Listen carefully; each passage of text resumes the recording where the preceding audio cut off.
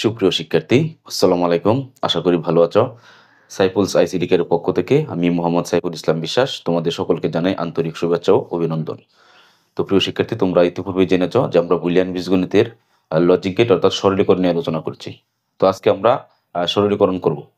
আর সরলীকরণ করার জন্য আমাকে প্রথমে সূত্রগুলো জানতে হবে এবং নিয়মগুলো জানতে হবে। তো কি নিয়মগুলো বলেছিলাম?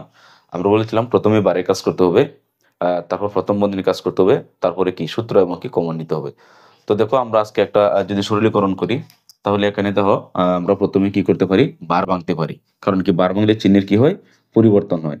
তাহলে আমরা উপরে বারটা প্রথমে ভাঙবো। আর যদি আমাদের গুণ হয় তাহলে কি প্রথম বন্ধনী দিতে হয়। এই যে গুণ করলাম, তাহলে দেখো এখানে যোগ ছিল, এখানে কি গুণ হয়ে গেছে। অর্থাৎ কি, বার ভাঙলে চিহ্নের পরিবর্তন হয়।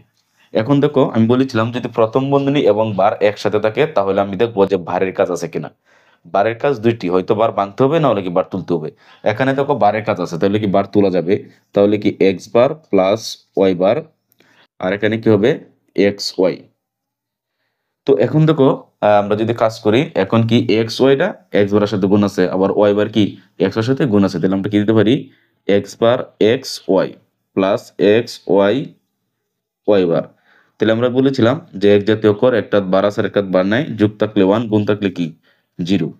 সুতরাং জিরোর সাথে কোনো কিছু গুণ করলে কি হয়, জিরো। তাহলে আনসার কি, জিরো।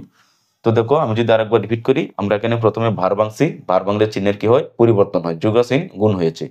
তারপর আবার বারের কাজ আছে, বার এখানে কি ডাবল বার বলেছিলাম, যদি বার ডাবল বার থাকে তাহলে কি বার উঠে যাবে, তাহলে এখানে কি বার উঠে গেছে। এরপরে এক্স বার এক্স এর সাথে গুণ আছে, আবার ওয়াই বার এক্স এর সাথে কি গুণ আছে। আমরা বলেছিলাম এক জাতীয় অক্ষর, একটা বার আছে আর একটা কি বার নাই, যোগ থাকলে ওয়ান, গুণ থাকলে কি জিরো। সেহেতু zero into Y, X into zero, জিরোর সাথে কোনো কিছু গুণ করলে জিরো হয়। সুতরাং জিরো যোগ জিরো সমান সমান কি, জিরো। তো এইভাবে তোমরা অঙ্কগুলো প্র্যাকটিস করবে। তো এই এখন যে অঙ্কটা করলাম, এটা খুবই গুরুত্বপূর্ণ একটি অঙ্ক। আশা করি সবাই বুঝতে পেরেছো। তোমাদের সকলকে ধন্যবাদ জানিয়ে আমি আজকের ক্লাস এখানে শেষ করলাম। বিশেষ করে আমার ইউটিউব চ্যানেল আছে সাইফুলস আইসিটি কেয়ার, এবং আমার ফেসবুক পেজ সাইফুলস আইসিটি কেয়ার। এখানে তোমরা নিয়মগুলো প্রতিনিয়তই দেখতে পারবে। তো সবাইকে আমার চ্যানেলে সাবস্ক্রাইব করার জন্য এবং আমার ফেসবুক পেজ ফলো করার জন্য আমন্ত্রণ জানিয়ে আজকের ক্লাস এখানে শেষ করলাম। ধন্যবাদ সবাইকে।